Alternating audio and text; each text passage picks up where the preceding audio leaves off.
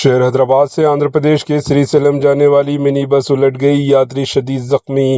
حیدرآباد سے آندھرا پردیش کے سریسیلم جانے والی ایک پرائیویٹ منی بس جمعرات کی صبح تلنگانہ کے ناگر کرنول ضلع کے امرآباد منڈل کے دوملا پینٹم علاقے میں الٹ گئی۔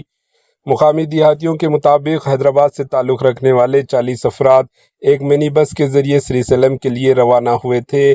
دوملا پینٹم بس سٹاپ کے قریب بس کے بریک فیل ہو گئے، جس کے باعث گاڑی قابو سے باہر ہو گئی۔ ڈرائیور نے بس کو روکنے کی کوشش کی، لیکن اسی دوران سامنے سے آنے والی دو کاروں کو ٹکر مار دی اور پھر کچھ فاصلے تک جا کر بس الٹ گئی۔ اس حادثے میں بس میں سوار کئی افراد شدید طور پر زخمی ہو گئے، جبکہ بعض کو معمولی زخم آئے۔ زخمیوں کو فوری طور پر اسپتال منتقل کر کے ابتدائی طبی امداد فراہم کی گئی۔ حادثے کی اطلاع ملتے ہی پولیس موقع پر پہنچی اور امدادی کارروائیاں شروع کر دی۔